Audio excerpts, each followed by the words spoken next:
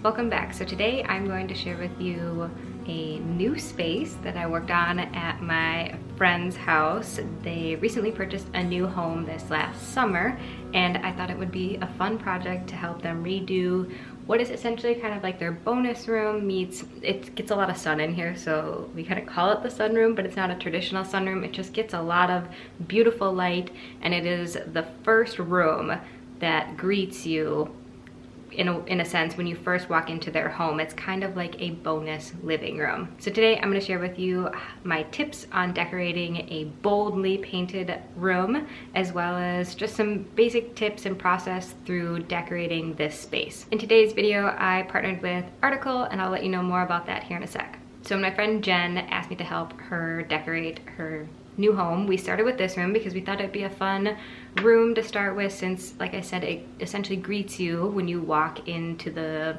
house, and it is a bonus living space. So she kind of wanted to create a nice, like, casual sitting room, nothing too stuffy, but you know, no TV in here, something where like she could have her girls over, have some wine, hang out, and just everybody relax in this space. So when you walk into their home through the front door, you actually are greeted into like their dining, open kitchen, living room concept. But that is a bigger project and not something she wanted to tackle right away. This was a very doable, smaller scale project to kind of get the ball rolling in decorating their new home. In the other rooms, she knew that she wanted to go like lighter, maybe kind of a soft white or gray in the whole entire space.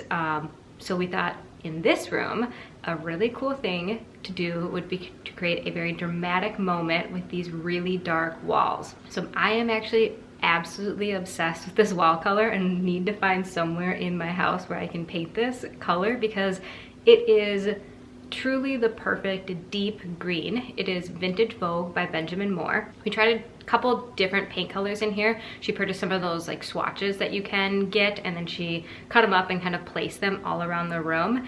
That is probably my biggest tip when picking paint out for any space, is to see it in the actual room and not just like a tiny little paint tab from the hardware store. If you can, ideally you could either paint something, or now they have these really awesome kind of peel and stick swatches that you can put up on a wall. So that's what she ordered, and then cut up into like about 4 pieces and then hung them up on different parts of this room, because in a room not every area is lit the same. So seeing the same color put in different spots, you know, throughout the room really will help you gauge a better idea if this is the right color for the space. And being that this room gets so much natural light, it could absolutely take having all of the walls painted in this dark color.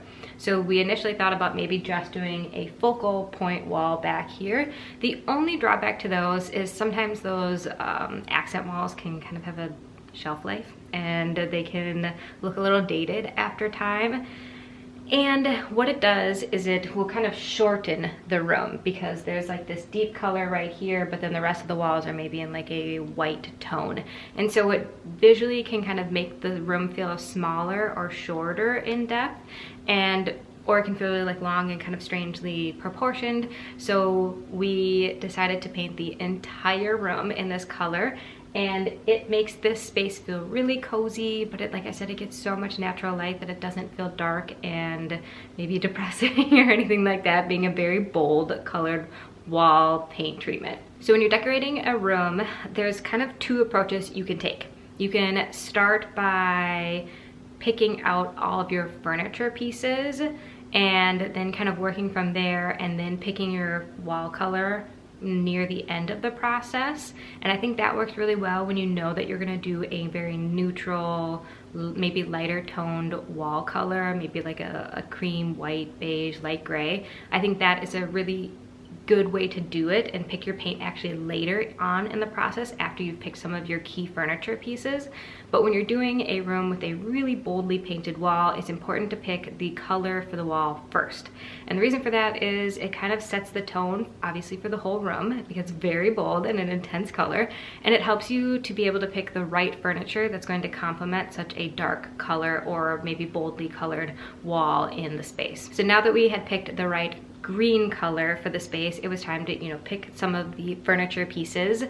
And being that the walls are so dark, it was nice to pick a couch or like sofa that was in a lighter color. These are all aesthetic choices. You could always, you know, do a really dark sofa here and a lighter rug and all that kind of stuff, but for the look and feel that we wanted in this space, a lighter sofa seemed like the best option to kind of create some lightness and airiness, because like I said, this is has a lot of beautiful light in this room, but you didn't want to go too light because they have a little baby on the way. So something that was also going to withstand the wear and tear of a little one, so the light gray color really came in handy for this piece. And then flanking that on the other side over here are two beautiful like cognac creamy, almost kind of as like a mustardy tone to it in like the best way possible, leather chairs, two matching accent chairs. And this helped to add a lot of warmth to the space. All of their trim in here is that kind of honey oak. So it actually kind of pulls in that honey oak and I think makes the oak trim in this house feel more modern. The two tan accent chairs are actually from Article. I worked with Article many times in the past and I truly love their furniture. These chairs are no exception. They're very, very comfortable, a great scale for this room. Another, you know, thing when picking furniture for a space is scale. Scale is so, so, so important. And being that this room is, like, it's not small by any means, but it does have a restriction in size. It's kind of like a bedroom in sizing, to give you a reference, if that makes sense, which I know bedrooms are all different sizes, but hang here with me. The scale of these chairs work really well in the space. The arms are low profile, which helps visually with the window, so it's not obstructing any of the view, and they don't feel heavy and bulky like they're taking up a bunch of room on the other side, paired with this more streamlined kind of a mid-century inspired couch.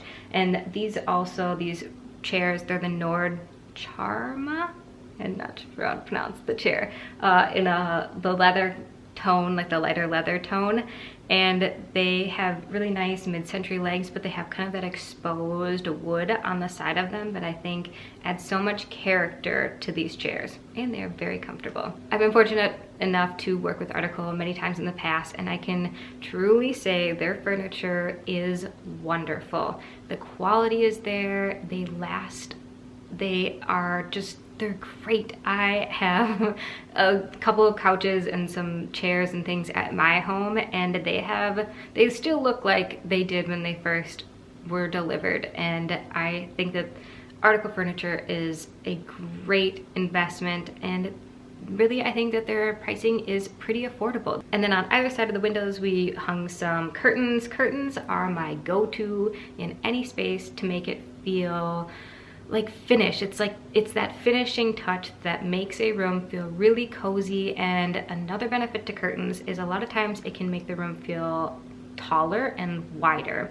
And the way to do that is to hang your curtain rod at least 4 to maybe 6 inches above the height of your window. Really as high as you can without obviously touching your ceiling, keeping it away from the ceiling, maybe like 4 inches or so. The higher you hang the curtains, the taller the room will feel, the bigger that window is going to feel. So it's really going to make the space, like I said, feel taller because it's now hung higher than the height of the window. And then you want to make sure that you bring that curtain rod out at least 6 to, you could go up to like 10 inches off of the sides of the windows when you're hanging curtains. And what that does is it makes the window feel much larger than it actually is. So that whole wall feels much bigger, and the window itself feels much bigger, being that we hung the curtains that way. That's probably one of the biggest mistakes I see people make in homes, is hanging their curtains too low and too narrow on the window. Like when you try and hang it on the actual trim itself, don't do that, don't do that. Do it above the window nice and tall, and then extend it past the window, and it will drastically improve the look in the room. We also went with a really subtle kind of like polka dot pattern, kind of an organic polka dot pattern that is a vertical stripe in the curtains. And again, what that does is it creates more height. When you walk into this room off of their main entrance here, the ceiling is not like much lower, but it's a very lofted space when you initially walk in. So I didn't want this room, being that it's painted darker, to also feel maybe too short and small.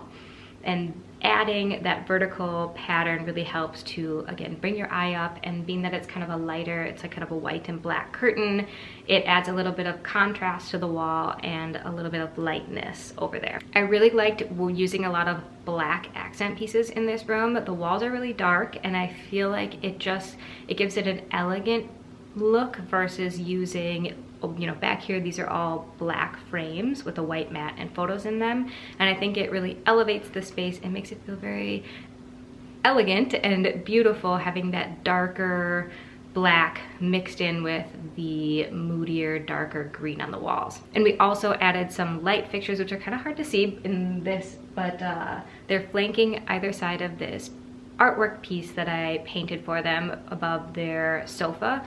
And being that this room is, it's not small by any means, but the furniture definitely fills it out nicely, and I didn't want to add too many other items to the floor. They're having kids, and it's nice to sometimes get the items up off the floor so you don't have to worry about like a floor lamp with little ones and things. So we actually hung 2 matching sconces on either side of this artwork piece. The frame itself is a little bit smaller than you'd normally put over a couch. Usually when you hang artwork over a couch, it's nice to have it take up about 2/3 of the width of the couch. And adding these 2 sconces on either side kind of helped to visually take up some of that space and hit more of that 2/3 mark. In this room, we played with a lot of symmetry, and it works really well in this space. Everything is balanced and symmetrical, and that is a design choice and not how you have to design every room. But I think when you start with symmetry, you need to kind of repeat it throughout a space and keep the symmetry going, otherwise it can feel a little off. So we did this by hanging this really beautiful gallery wall that is very symmetrical and centered in that wall when you walk in. So there's like a big arch opening that you can't see right now, but maybe you can see in like the B-roll, and what it does is when you look into this room, this is kind of what you see first. And it's a fun way to kind of create some conversational pieces by hanging some of your own like photographs and moments from your life or travels on your wall. It's just, I think it makes it feel very homey, and obviously like someone lives here because those are real photos. And they just create like a nice conversation point for people in like a fun little sitting room like this. Repeated that symmetry with the 2 matching chairs, and then again over here more symmetry with the couch and the centered photograph, as well as the 2 mirroring sconces on the wall. Whenever I am working in a space, whether it's my own or somebody else's, I always like to add in some kind of quirky elements or vintage pieces. Maybe quirky is the wrong word, but I think oftentimes vintage just keeps the space feeling really cohesive. So I like to have, you know, about like 30% of the items in a room vintage or secondhand, or something that you just aren't going to be able to buy off the shelf somewhere. I think it keeps the room feeling modern, as well as just personal touch to it. I think one of my favorite pieces in here is actually this coffee table over here. I found it at a thrift store, and it was too tall, but I thought it was very like a cool piece. It's kind of a rattan look. And I knew for the coffee table in this space, it needed to be something small and just so you have enough room to move around, and light. I didn't want it to feel really heavy and take up too much visual space. So the glass top works really well in here. But what I did was I actually cut down the legs of it. So it went from being maybe more of like a side table for a couch to something that's an appropriate height for a coffee table. Just took a circular saw and cut off all the legs. So the wood tone of that kind of pulls in the same wood tone of the legs of the accent chairs, which kind of help to marry some of the wood tones together in here because there's 2 of them going on. And then the grid pattern, it kind of balances off of the grid of these photos up here, as well as it just, you know, you can visually see through it, which I think makes the space feel, you know, lighter and airier, and you aren't looking at a bunch of heavy furniture all at the base of the floor. Another fun element is I found these really cool, I don't even know what they are, carved plate looking things at the thrift store for maybe it was $5 for the 2 of them. And they're in that kind of honey oak color, and I thought that they would look really nice in this space. We hung them one on top of the other, just drilled a couple of holes in it to pop some nails in because we tried command strips and they just didn't work.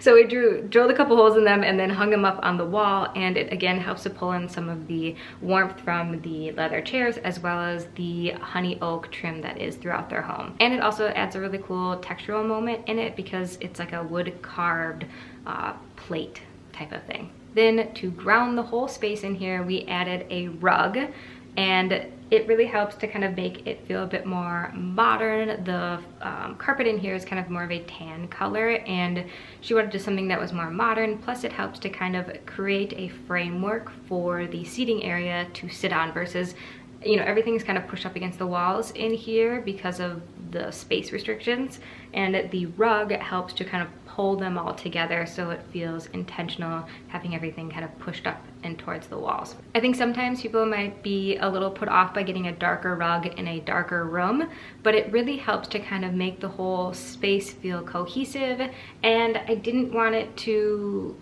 feel like too much forced white in the space because we have the white of this and the mats of all of these and then the whites on the curtains.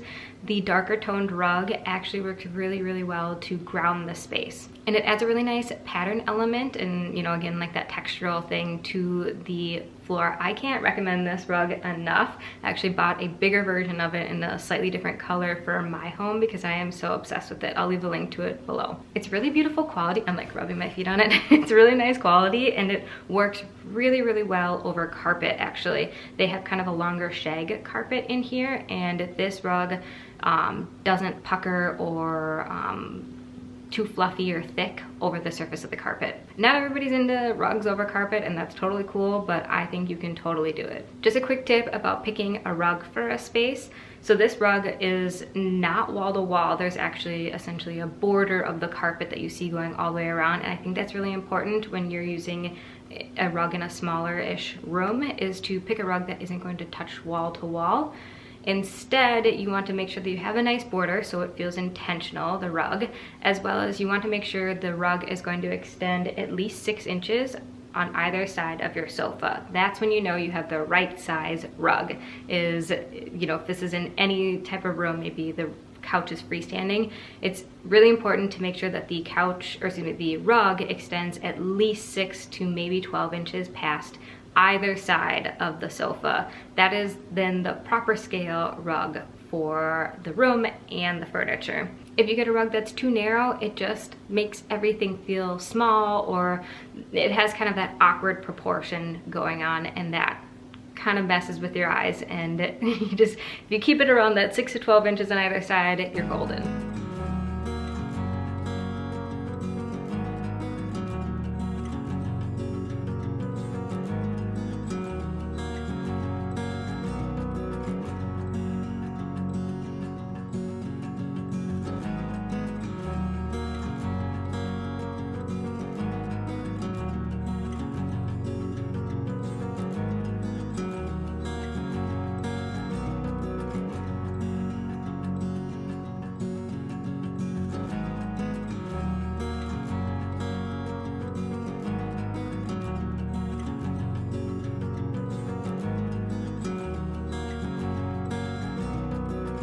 I really love the way this room came together. I haven't decorated a really darkly painted room in a long time. When we first moved into our house that we're in currently, I painted one of our guest room, which is now Harriet's room, a really dark blue. And I just think that they are rooms darkly painted, I find is so cozy and such a really comforting place to hang out. And so I think we achieved that in this room. Thank you guys so much for watching this video. If you liked it, give it a thumbs up. If you are new here, I would love for you to subscribe to my channel.